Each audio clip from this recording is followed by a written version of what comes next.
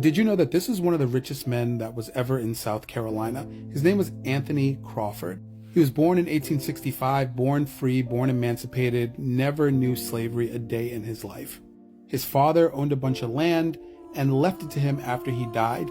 Anthony, being an entrepreneur and having an entrepreneurial spirit, wanted to build on that land. His father allegedly left him about 100 to 200 acres, but he was able to grow and buy more acres of land. It's believed that he owned anywhere between 400 to 600 acres of land, and he used it to grow cotton and cottonseed that he sold.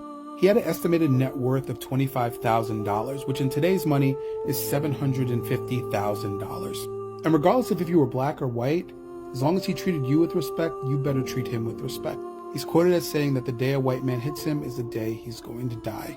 Anthony was trying to sell cottonseed to a man in a grocery store.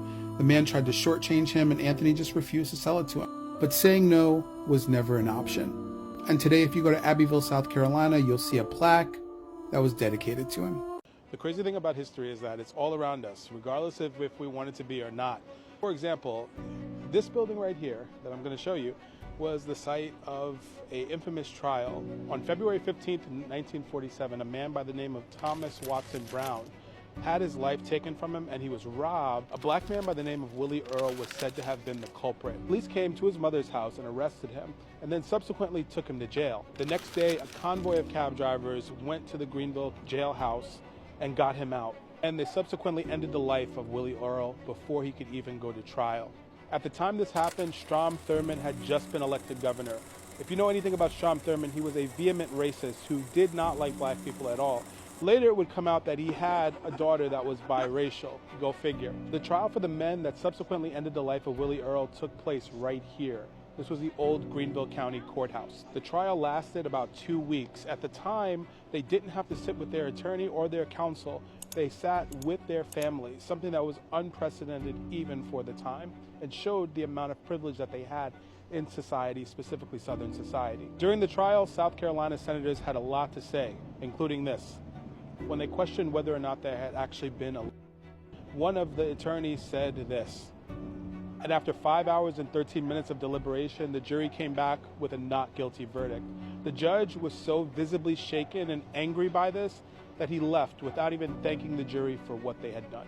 In South Carolina in 1994, Susan Smith did the unthinkable. She took her car, drove her kids to a lake, put her car in neutral, got out of the car, and pushed the car into the lake, ending the lives of her 2 sons, Michael and Alex.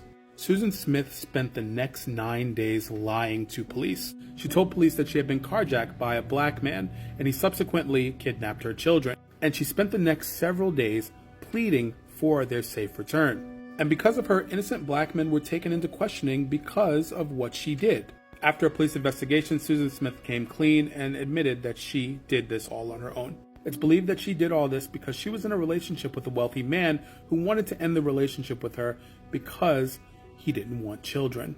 But now, Susan Smith, after 30 years, is trying to get out of jail. And there's a good chance that she could be set free. She said to people in jail that she's ready to go. And it's believed that she's going above and beyond to find somebody to help her when she gets out. South Carolina has this thing that not a lot of people talk about. And if you thought South Carolina was weird, this just gets weirder. It's this thing. It's this thing. And at first glance, it's like, oh, it's just another island. It's near Beaufort. But it has 4,000 free-ranging rhesus monkeys.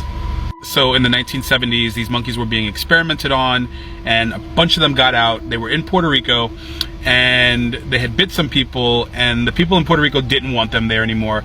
So South Carolina came and was like, we'll take some of them, and they took all of them. There were over 1,000 of them, and they dropped them off at Morgan Island.